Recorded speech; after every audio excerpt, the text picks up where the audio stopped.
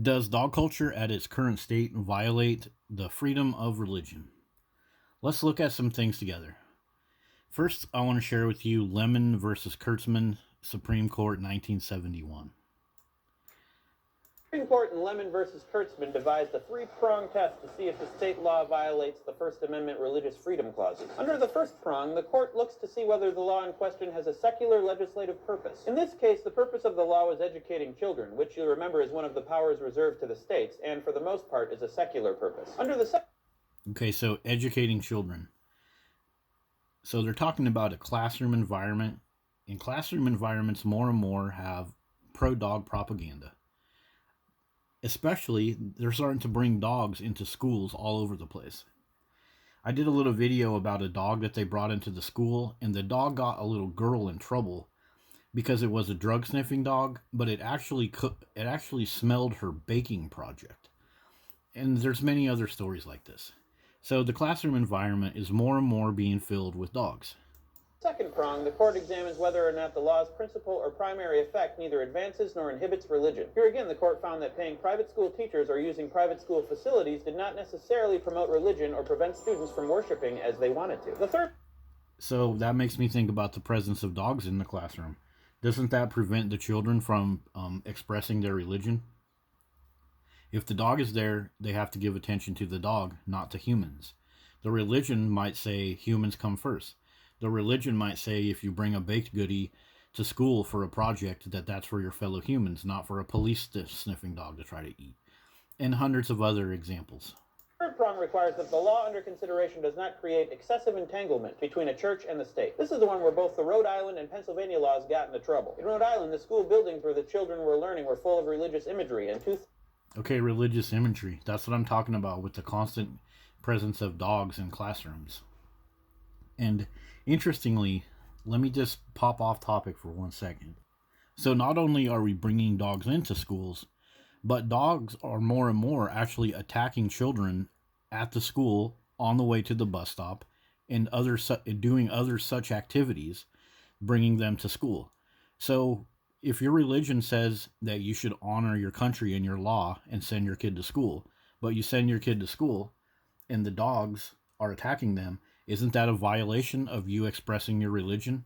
If sending your child to school and your child being safe is part of your religion, but you try to express that part of your religion and your kids are being mauled and some of these children are even killed, doesn't that violate the expression of your religion? Okay, back to our little video. Thirds of the teachers were nuns. The court paid close attention to the fact that the people involved were kids, ruling, "This process of inculcating religious doctrine is, of course, enhanced by the impressionable age of the pupils, in primary schools particularly." In short... Yeah, the impressionable age. So if you're a little kid, you're going to school, going to your bus stop, and you live in an environment where all these people say dogs are better than kids, dogs are better than humans, and then you go to school and you get attacked by dogs, isn't that hurting your expression of religion? Especially when all of the society tells these kids that they're at fault when these dog attacks happen. There's another really good example in this video that I want to show you. Doesn't mean that any religious practice is okay. For example, if your religion requires human sacrifice because you're an Aztec, state, local, and federal law... Human sacrifice? Dogs are constantly killing children. Doesn't that go against many religious practices? So Aztecs sacrificed humans, but dog culture constantly allows dogs to kill humans, especially in the environment that the guy is mentioning in this video, in schools. So we shouldn't be allowing religious expression of human sacrifice, but dog culture does it. And if our religion does not require human sacrifice, if we want to be safe from dogs, if we want our children to be safe from dogs, we are not allowed to do that. We are now allowed to aggressively defend ourselves from dogs. So isn't that then religious oppression or religious persecution? Let's look at a little part of the definition right here. Religious persecution is the systematic oppression of an individual or a group of individuals as a response to their religious beliefs or lack thereof. If you don't want to participate in the dog worship of our current society, you will be persecuted. And you will be forced. We actually force people to participate in this dog worship. So you might be thinking, that's a bunch of BS. They can't make us participate in this. They can't make us support this religion of having a killer in our house with four-legged predator. Actually, they can. They can through the laws and through the taxes. So as an American taxpayer, you pay for other dog owners. Here's some tax write-offs that dog walkers and other dog-related businesses can get money back for. Or they can have these as write-offs. Look at all of these write-offs. Parking, car depreciation, car maintenance, insurance, vehicle toolkits. So if you are a dog owner that's part of some type of business, you can write off stuff. Restaurant bills, all of this stuff is what the taxpayer pays for all of these dog owners. And these dog owners, they worship their dogs. They spend money on their dogs. All you have to do is look at the tax write-offs that are available for dog owners. They're buying incredible amount of stuff just to service their dogs. And through the taxes, we are forced to pay a portion of this. So that's like persecution. We're being forced to worship dogs. We're being forced to give dogs more and more of our resources. Most people think that all of these little dog rescue organizations like Humane Society, it's just from donations. So they think it's all fine and good. If you don't want to donate to dogs, then you don't have to. But it's way, way deeper than that. So let me just give you some stuff to look at. We got the Communities Facilities Direct Loan Program. So this is the federal government giving states free money or loans to buy stuff for their city. So let's look at some of the stuff that they do. So I'm just going to type in a keyword search. This is a PDF of some of the loans that they give out, or actually grants. So I'm going to type in canine. So canine. So this money goes to canine dogs.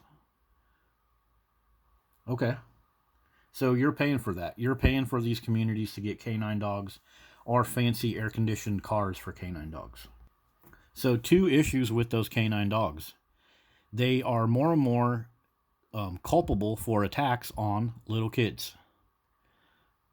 This is just one playlist. I have another playlist that I'll add in the description of all of the crazy lawsuits that these cities have to pay for canine dogs. Because, as you can see in some of these pictures, some of these are a lot worse. These dogs attack innocent people. This one is just children. I'll show you some other ones if you want to head down to the description. But these dogs are a huge liability for cities. But they can just get a grant. They can get a grant and help cover the lawsuits. They can get a grant and help pay for more of these dogs. Meanwhile, your taxpayer money is going not only to the dogs, but also to cover the lawsuits for all of these incidents. Dogs also present a large risk for police officers. Oftentimes, police officers will go out on a call and they'll have to deal with a dangerous dog. Many police officers will get bit. Many police officers end up having to shoot the dog. And that also costs the city all of the work they have to do to make the police look good, because there's always ridiculous amounts of outcry. Except for this one from 9 years ago. Neighbors glad officer killed pit bull. Oh boy. So as these cities get money, $14,900 grant. So that's free money. So I just have a keyword search right here. You can pull this up in a search and look for all kinds of stuff, anything that you want. But they get lots of money for canine related things. A grant for $37,000 for canines. And they talk about safety, keep the first responders safe, which is kind of interesting. So this one I'm showing you right here is in Missouri. So since we're talking about Missouri, let's go look at something over there. So one of the things Missouri uses the taxpayer monies for is all these dog parks. These dog parks can cost up to $1 million and even more. I'll put a link in the description about that. So they got money to do all these dog parks, but they need taxpayer grants for all this other stuff. So the presence of the dog culture means that they're always going to need these grants. They're always going to need these grants from the federal government, which means from your tax dollars. They may not say the grant's going directly to one of these dog parks, But if they're building all these dog parks, that means they can go get funding for other stuff through the grants. So you are co-opting this whole dog culture religion. You're being forced to through your taxpayer dollars. And remember, I mentioned the tax write-offs before. A lot of the activities that are related to these dog parks is going to be leashes, travel time, tire expenses, meals. So if you're a local dog walker or you're a local dog related business and you take dogs to these facilities, again, these taxpayer funded facilities, again, boom, you got your tax write offs, you got more tax write offs for all the stuff you do with your dogs. I'll put this one in the description, but there's literally hundreds of write offs that you can do with anything. Like even talking about a dog at the restaurant is one of the things it mentions in here. So when you see like Chris Evans and Oprah with their dogs on TV promoting dogs to children, you know they have a CPA in the background getting every single tax write-off that they can get as they run around with those dogs. So that has been a quick crash course in some of the ways that dog culture forces you to participate in their religion, whether you know it or not. And to me, it seems like just a simple violation of the First Amendment. It's promoting this dog culture religion and not allowing people to live in peace, not allowing people to live without fear of dogs, and also forcing them to pay for dog culture through some of these things that I mentioned, and also through a lot of other ways, like the 501c3 organizations and other such things. So what do you guys think about all this? I hope you find some links in the description to have a look at, and see you guys later.